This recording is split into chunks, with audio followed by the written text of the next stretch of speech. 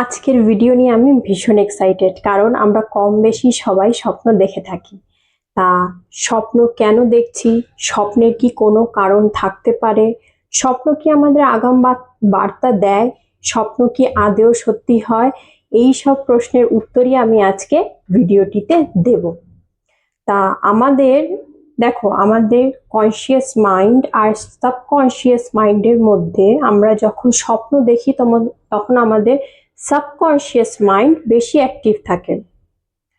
ধরো, তুমি বর্তমানে যে পরিস্থিতিতে রয়েছো বা যে জিনিসটা নিয়ে তুমি প্রতিনিয়ত ভাবছো সেই বিষয়ে কিন্তু তুমি স্বপ্ন দেখবে।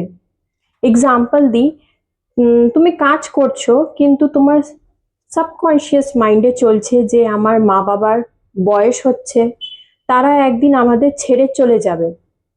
তা এটা তোমার সাবকনসিয়াস মাইন্ডে ভয় সৃষ্টি করছে। তা তুমি ভয় রিলেটেডই স্বপ্ন দেখবে। যেমন এই ধরো, কোনো ছাদ থেকে পড়ে গেলে, জলে ডুবে গেলে, ঠিক আছে। আর তুমি যদি ভীষণ হ্যাপি আছো বা কিছু পাওয়ার আশায় রয়েছো, তাহলে কিন্তু সেই রিলেটেডই তুমি স্বপ্ন দেখবে বা সেই সংকেতই ভগবান তোমাকে দেবে। আর সেটা কি আদৌ সত্যি হয় কিনা, সেটাই আমি আজকে এই ভিডিওটিতে বলবো। তাহলে চলো, তোমাদের স্বপ্ন ডিকোড করতে আমি তোমাদের হেল্প করে দিই। নাম্বার 1, স্বপ্নে যদি সাপ দেখো, নিঃসন্দেহে সাপ দেখলে তোমার অর্থ লাভ হবে। আর কোনো প্রেগনেন্ট লেডিজ যদি স্বপ্নে কালো সাপ দেখে, তাহলে কিন্তু তার ছেলে সন্তান হবে, মানে তোমার বংশধর আসবে। তুমি যদি সাপকে মারছো, তাহলে তোমার শত্রু দমন হবে। সাপ যদি তোমায় কামড়ে দেয়, তাহলে কিন্তু তোমাকে আগাম বার্তা দিচ্ছে ঈশ্বর, তোমাকে কিন্তু সাবধানে থাকতে হবে।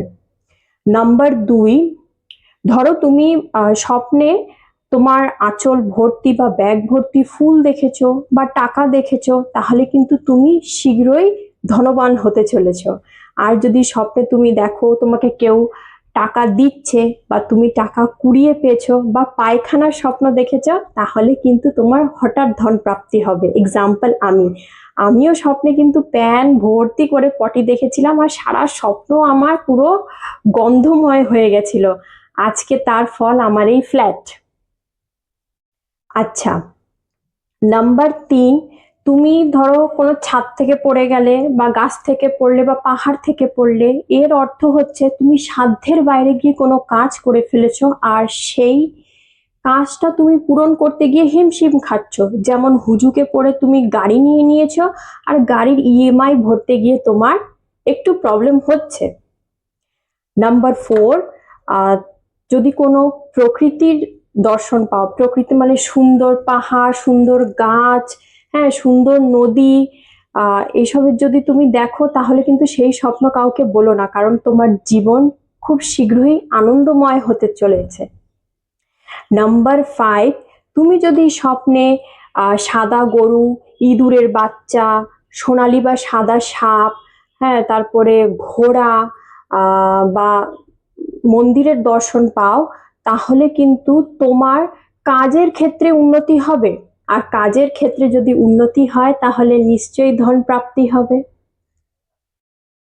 নাম্বার 6, তুমি যদি স্বপ্নে নিজেকে কান্না করতে দেখছো বা কোনো উঁচু জায়গায় উঠছো, দেব দেবীর দর্শন করেছো, দেব দেবীর প্রসাদ গ্রহণ করছো, বা কোনো তুমি নিজের হাতে প্রদীপ জ্বালাচ্ছ বা কোনো ভালো জিনিস প্রজ্বলিত করছো, তার মানে তোমার জীবনে খুব তাড়াতাড়ি সুখ, সমৃদ্ধি আর শান্তি আসতে চলেছে। নাম্বার 7, তুমি যদি দেখো তুমি কোনো ধর্মগ্রন্থ পাঠ করছো, জল পান করছো বা চা পান করছো, হ্যাঁ, তাহলে তুমি কারোর সাহায্য করছো, যদি এরকম স্বপ্ন তুমি দেখে থাকো, তাহলে তোমার খুব পুরনো রোগ নির্মূল হতে চলেছে, মানে তুমি একটা সুস্থ জীবনযাপন করতে চলেছো। নাম্বার 8, তুমি যদি স্বপ্নে এমন কিছু দেখছো যেটা পূরণ হয়ে গেল বা সেটা পূরণ হওয়ার পথে রয়েছে তুমি, বা যে স্বপ্নটা দেখেছো সেটা 3-4 দিন পর দেখছো যে এই জিনিসটা তো আমি দেখেছি, আমার সামনে হচ্ছে, তাহলে কিন্তু বিশেষ কৃপা দৃষ্টি, ঈশ্বরের বিশেষ কৃপা দৃষ্টি তোমার উপর রয়েছে। নাম্বার 9, তুমি যদি দেখো স্বপ্নে কোনো হিংস্র প্রাণী তোমাকে তাড়া করছে বা কেউ তাড়া করছে, যেমন সেটা বাঘ হতে পারে, সেটা সাপ হতে পারে, সেটা কুকুর হতে পারে, তাহলে কিন্তু তুমি বর্তমান পরিস্থিতি থেকে বেরোনোর চেষ্টা করছো। তাই পরিস্থিতি থেকে না বেরিয়ে তার মোকাবিলা তোমাকে করতে হবে।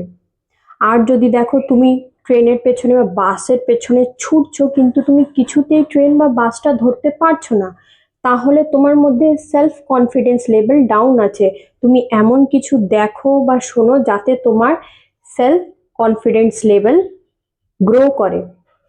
নাম্বার 9, তুমি যদি স্বপ্নে অচেনা নারী বা পুরুষ দেখছো আর ময়ূরের পালক দেখছো, তাহলে কিন্তু শীঘ্রই তোমার বিবাহ হতে চলেছে।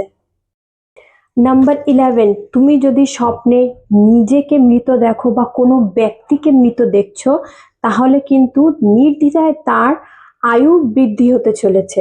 নাম্বার 12, বিয়ের স্বপ্ন কিন্তু আয়ু ক্ষয় করে। তুমি যে ব্যক্তির বিয়ে দেখেছো, এমনকি তার প্রাণহানিও হতে পারে।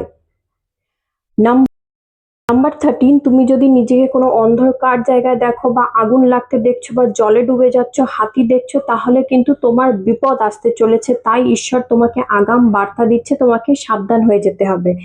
নাম্বার 14, তুমি ধরো আকাশে উড়ছো, মানে তোমার উচ্চ আকাঙ্ক্ষা রয়েছে, সেটা কিন্তু তাড়াতাড়ি পূরণ হতে চলেছে। তুমি কোনো ব্যক্তিকে টপকে আগে যেতে চাইছো।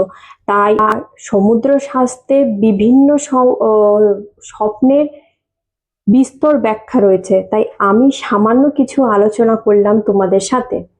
ভিডিওটি ভালো লাগলে লাইক করবে, কমেন্ট করবে, চ্যানেলকে সাবস্ক্রাইব করবে। ভালো থাকবে, সাবধানে থাকবে।